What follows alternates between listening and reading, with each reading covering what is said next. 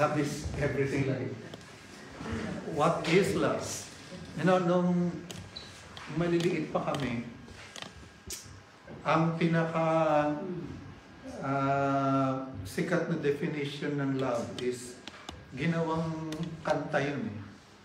Love is a many splendored thing. Alam mo ba yung kanta na yun?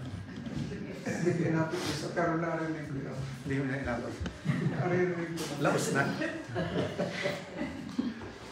And then, nung kami naman ay mga teenager na, our understanding of love ay yung pag nakikita mo siya, bumibilis ang tibok ng puso mo. Hanggang ngayon ba? Ganun pa rin. And then I came to find out, pagka pala may palpitation ka, hindi ka in love, pumunta ka sa doktor mo, alamin mo kung anong problema doon.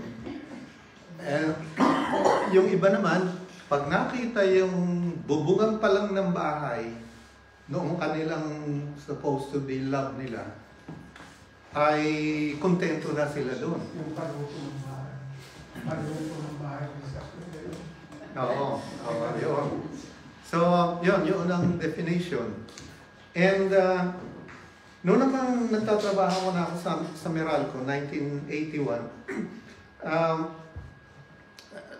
electrical design engineer kami nandun. Merong isang taga Siquijor. Pangalan niya si Bay. Si Bay. Ganun pangalan, di ba? Bisaya si Bay. Tapos sabi niya, alam niyo, love is the most used, misused, abused, and overused word in the dictionary. Sabi niya. Yung love daw, yun ang pinaka-ginagamit, yung pinaka-maling gamit, pinaka-inabuso ang gamit na salita sa dictionary. But let me tell this to you, in Judeo-Christian tradition, pag sinabi natin Judeo-Christian tradition, ay saan ba nanggaling ang simbahan? Nanggaling sa Judaism, hindi ba? Doon galing. Yung mga apostolos, si Jesus ay Hudyo, nung hindi dito siya. And then, nagsimula talaga ang bayan ng Diyos kay Abraham. Doon yun. So, yung Judeo-Christian tradition ay magmula ng panahon ni Abraham hanggang nung biblical times na supposed to be hanggang ngayon at forever. Yan ang pag-unawa sa ibig sabihin ng word na love is that love is not a feeling.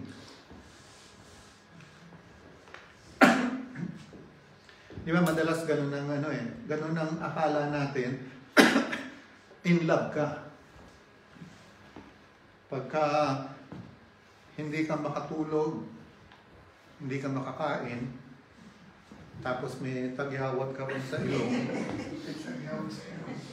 in love ka. Diba ganun, pagka wala ka sa sarili. That's not the Judeo-Christian tradition's understanding. It is what you do. Love is what you do. It is not what you feel. So, it has got to be talking more on doing ang ginagawa kaysa sa nararamdaman. And I pray that ito'y lumiwanag sa atin dahil ito'y ginagawa na natin pero meron tayong kailangang itama sa pag-intindi nito. And then I'm going to give you a key on how to progress in this love with the Judeo-Christian tradition's understanding. Okay, let's see. John 13. A new commandment I give to you. Ano yun? That you love one another as I have loved you, that you also love one another. By this, all will know, sa pamamagitan nito, ng pagsasabuhay nitong love na to, all will know you are my disciples if you have love for one another. Now, nung Old Testament, we have shared this in the past. Ang katuruan noon is love your neighbor, hate your enemy. Kalagay yun doon. Why? I explained that to you. It's because God was preparing just a nation, the nation of Israel, for the new covenant. Kaya, justified yun, love your neighbor, kasi yung pa lang, yung prototype, yung ginagawa ni Lord. Pero pagdating ng Panginoon, di ba ang sabi niya, you have heard the teaching, love your neighbor, hate your enemies. Tama, di ba? Dinala niya yung turo noon. But I'm telling you now, Jesus' Sermon on the Mount, love your enemies. Love those who despitefully use you. Bakit nagkaganon? We've shared on that because now it's not just for Palestine, it's not just for God's people, contained doon sa Hebrew people na ang lahat pwede nilang kaawayan because they were not in covenant with God. Pero now, the whole Garden of Eden, ang responsibilidad na ng bayan ng Diyos is the whole world. That's why, even at the beginning, the whole world will not celebrate you. The whole world might even be your enemies. Pero Jesus, just the same, said, love one another as I have loved you. Now, sabi mo, Bishop, ang hirap naman yan. Yung love one another, nahihirapan na ako eh. Tapos love your enemy pa. Bishop, ayoko makita nga yun eh. Dahil antipati ko yun masyado. And you have all the stories. We have all the stories. You know that. You know that. We know that. However, balik tayo muli. Love is not what you feel. Love is what you do. Maitatama din ito. This is something na mukhang tama. Mukhang tama, sinasabi ito sa panahon natin ngayon. Yung bang tipong hindi ako hipokrito. Basta ako galit ako eh. Diba? Hindi ko pwede itago. Diba? Ganun yung sinasabi. Diba? Madalas ganun yung sinasabi na kailangan ako magpakatao. Hindi ako kailangan maging plastic. Galit ako. Kaya ganun ang nangyari. That's a very dangerous and very deadly statement. And I hope to be able to correct that today. And how that, alam ko, naintindihan mo, that's what you feel. Yes. But, that's not what love is. And that's what Jesus commanded us. And this is the good news. Eventually, when we follow the command of Jesus, then feelings will change. And that is the hope.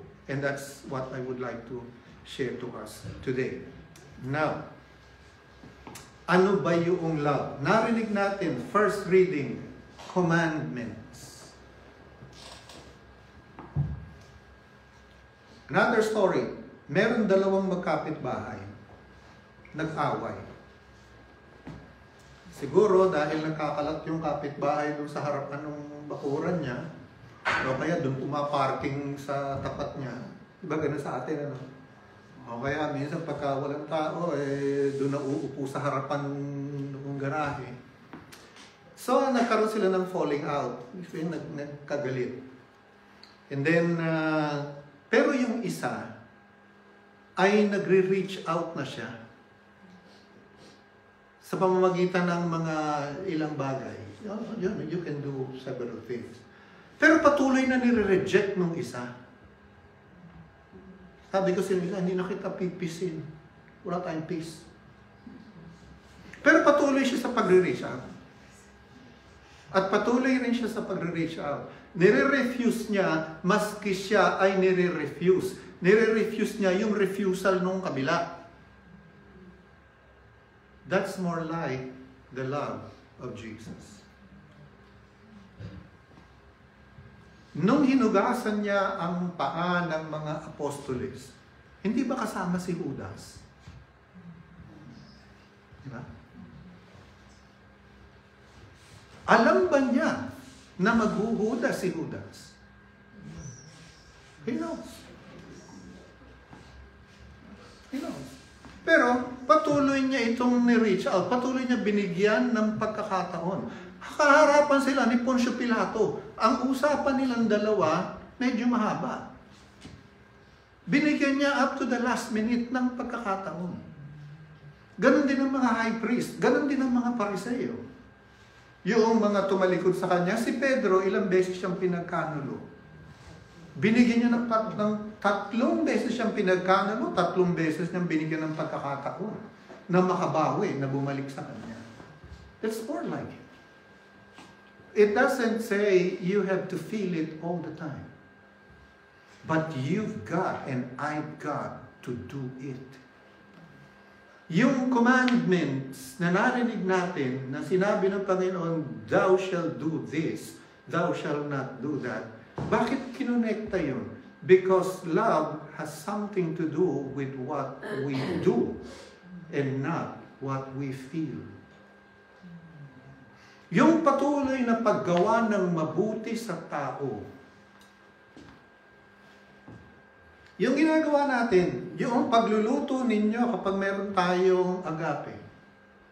Yung pagsiserve ninyo dito sa projector, sa paglilinis, sa pag-aayos ng upuan, sa pag-aayos ng altar, doon sa pagbubuhat, doon sa ministry. These are gestures of love. Don't tell me na araw-araw, linggo-linggo, tumitibok ang puso mo na ginagawa mo yun. Minsan, mas gusto mong matulog. Pero dinidesisyonan mo to do actions because those are acts of love for people. When you pray, now ito, marahil sa iba sa atin, mahirap ito, pero gawin ninyo ang manalangin maski sa taong ayaw nyo. Maski sa politikong ayaw nyo. Sabi siya, huwag naman yan. Mahirap yun eh. No, this is what. So, maski yung mga bagay, this is what Jesus was telling us.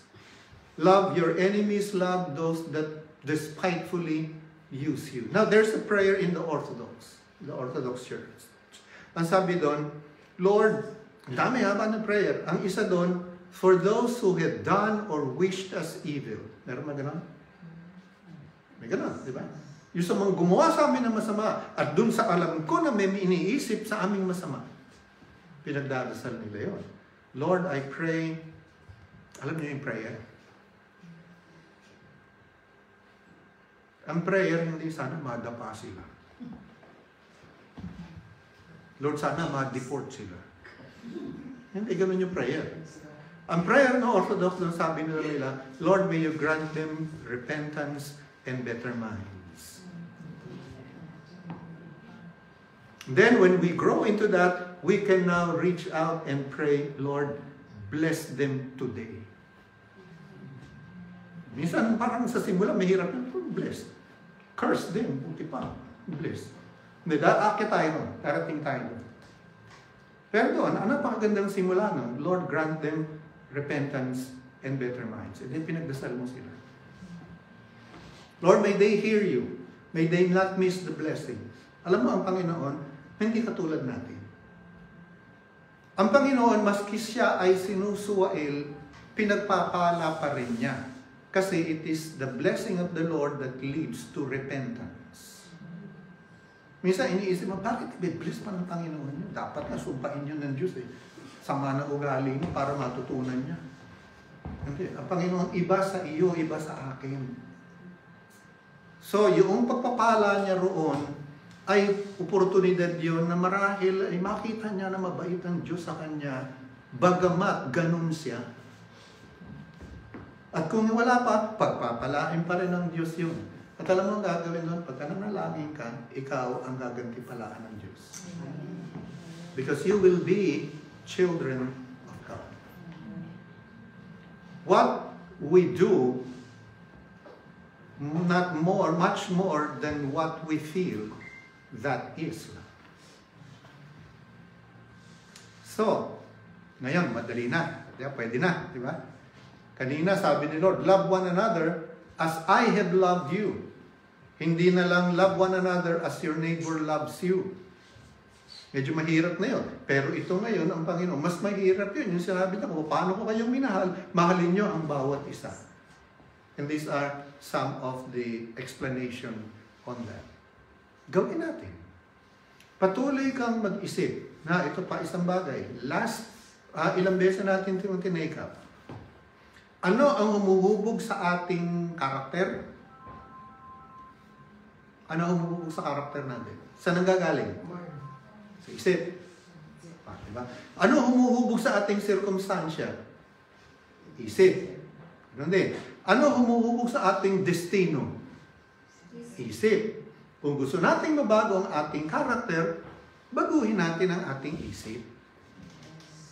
Kung gusto natin magbago ang ating sirkumstansya, baguhin natin, simulan natin sa ating pag-iisip.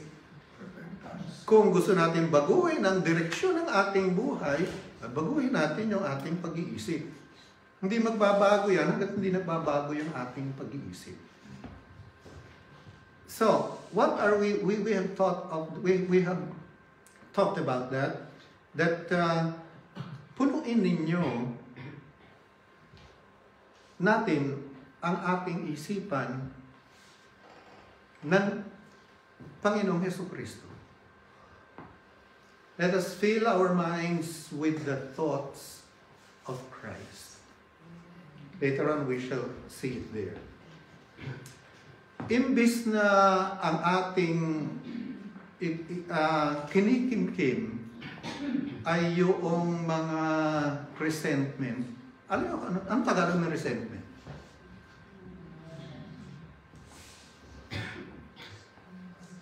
Hatred, alam niyo yun. Unforgiveness, alam niyo yun. Anger, alam niyo yun. Ano resentment sa Tagalog?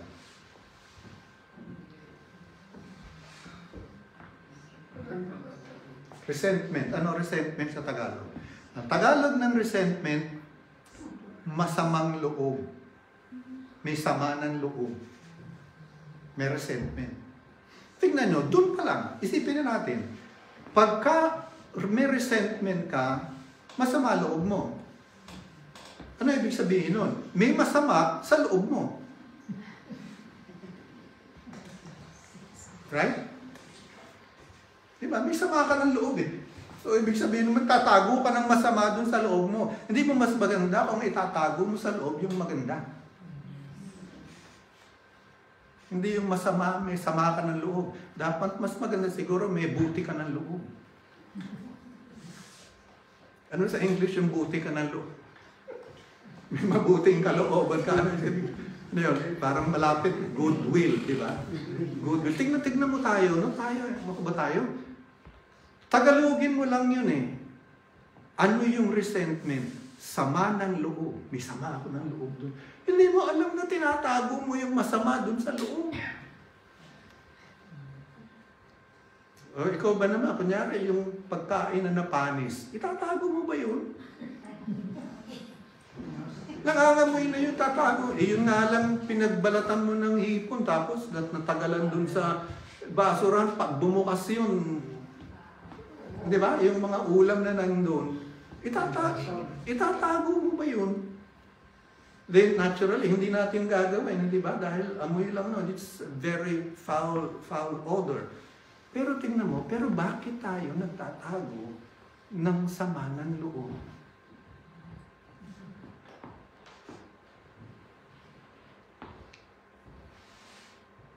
Paano ngayon? Nawawala ang sama ng loob. Ano ang pwede natin gawin? Punuin natin ang ating isipan ng isipin ni Kristo. Bigyan ko kayo ng halimbawa. Alam niyo, ang dami nitong natutulungan. This is not perfect, pero ang daming natutulungan. Yung ating mga kapatid na Muslim. Noong nagpunta siya sa Oman, hindi ba binanggit niya? Once a year, meron silang feast day na parang jubilee. Lahat ng mga may atraso, may pagkakamali sa bawat isa, merong forgiveness. Ano pa? Ilang beses ilang magdasal isang araw?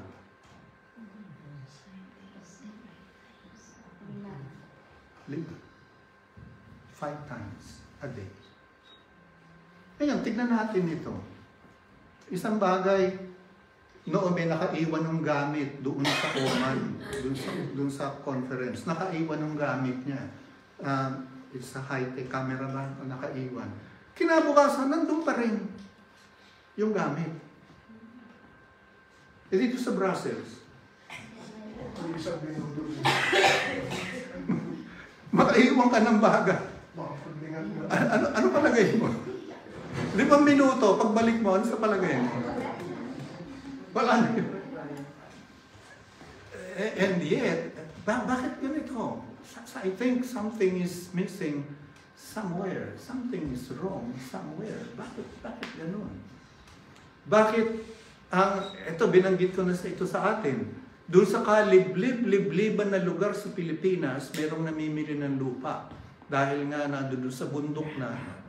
Tapos, ang sabi ngayon ay, actually, isa ko sa mga nagsabi, na-check mo na ba yung lugar? Kasi, syempre, ano yun?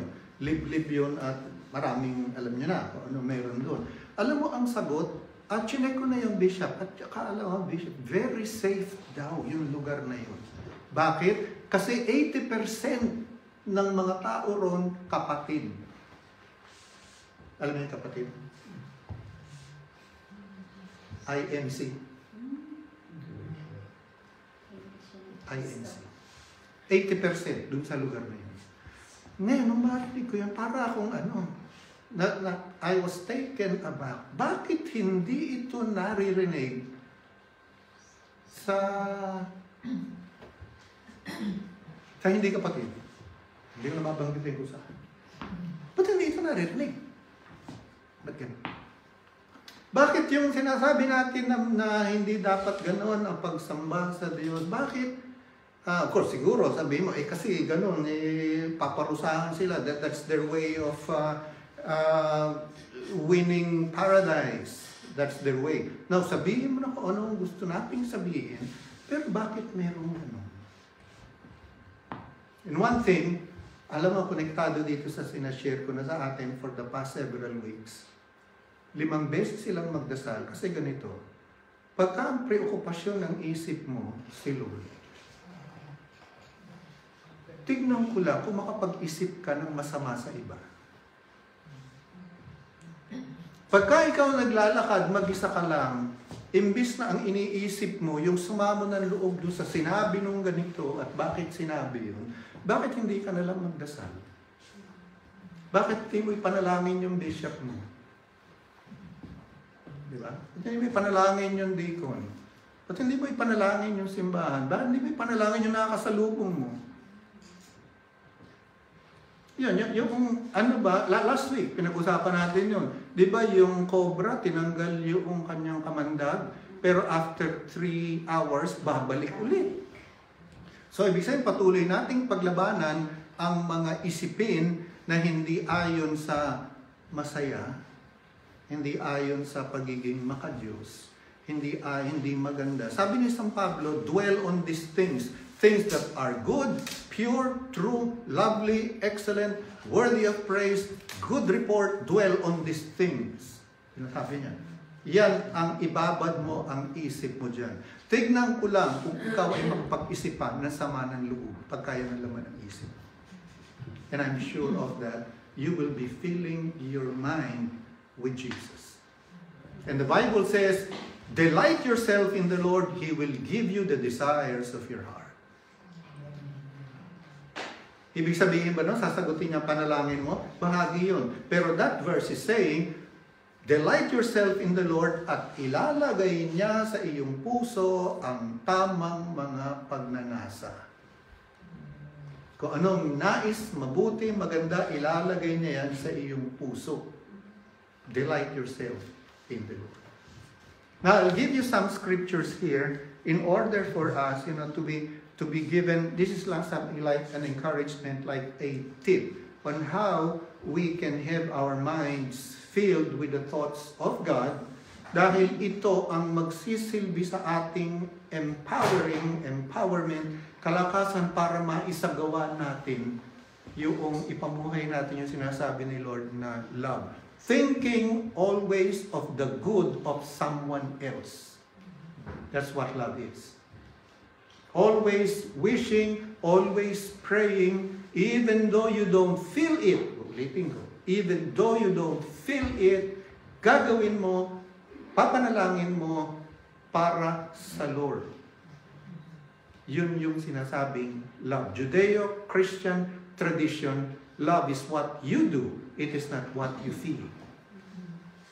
Now let's see some scriptures. David speaking, 7 times a day I praise you because it's a righteous judgment. Ilang beses tayong mag-praise kay Lord sa isang araw?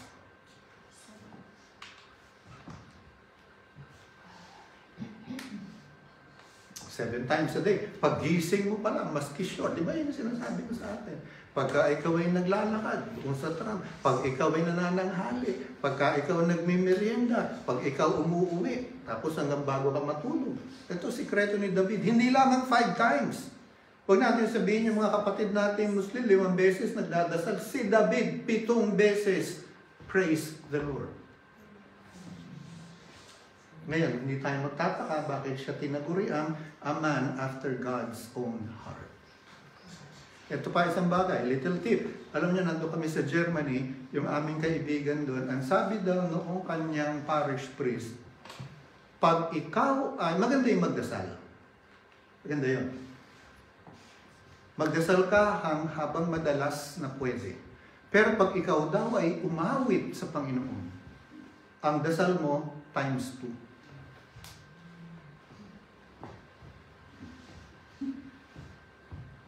Times 2. Siguro, dasal ka 5 beses, di umawit ka 5 beses, di times 2, 10 beses na yun. Diba? Pag ikaw ay naliligo, manalangin ka. Naranasan ko yun. Pagka galit ka rin sa tao, hanggang sa paliligo mo, dala mo. Diba? Iniisip mo yung, ba't ba ginawa yun? Parang kahit saan ka magpunta, wherever you turn, you know, that person, hindi mawala sa isip mo. But when you fill your heart, your mind with the Word of God, then makikita mo, pati ang iyong mga gagawin is going to be more and more out of love. Then, a son of David, when he pretended madness before Abimelech, who drove him away and he departed, I will bless the Lord at all times. Hindi lang 7 times yan. I will bless the Lord at all times.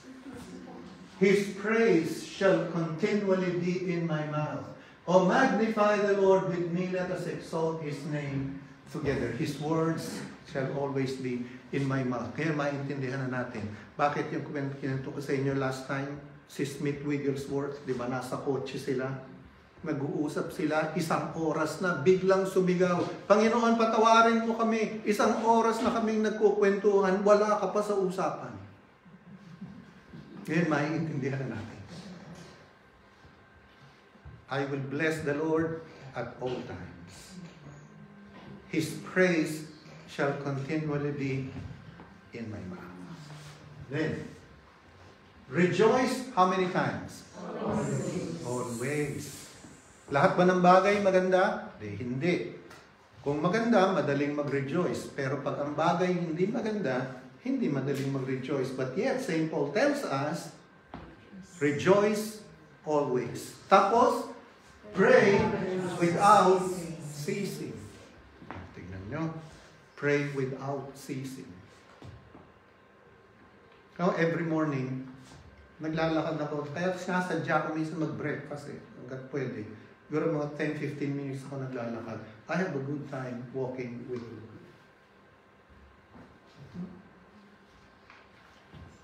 Thy kingdom come, thy will be done on earth, sa aking katawan, sa aking bibig, on earth as it is in heaven.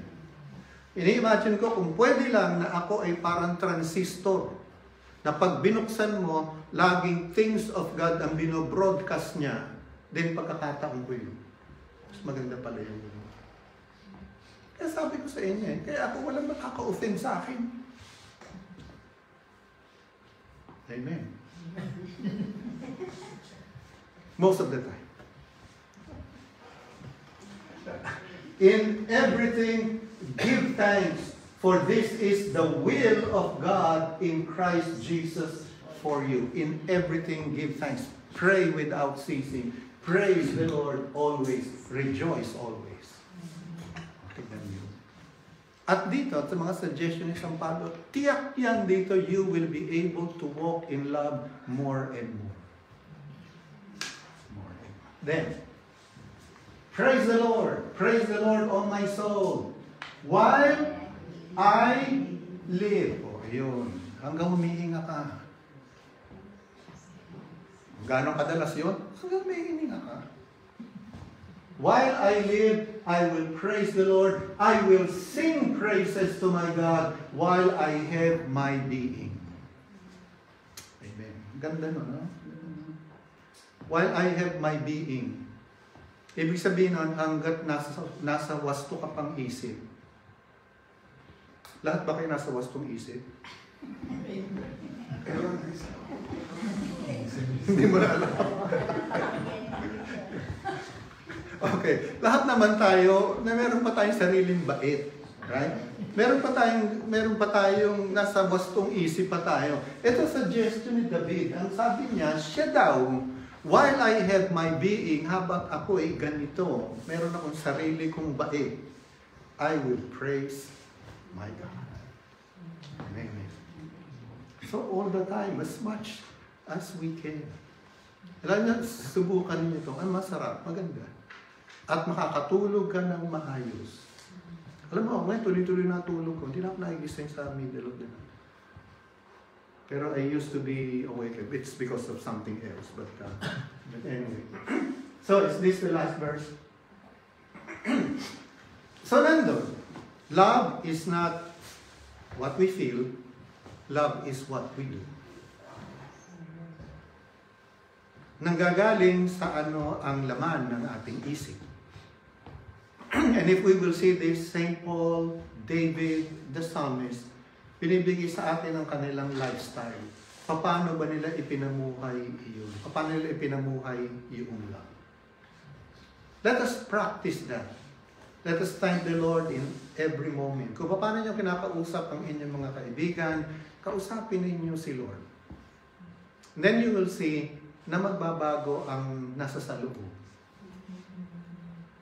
Mabuting loob na. Wala na yung sama na loob. And then what happens there is that you will do more and more. Because love is doing more and more. You will forgive more. You will serve more. You will give more. You will understand more. Because you are walking in love. Amen. And that is the good news. Amen. It's that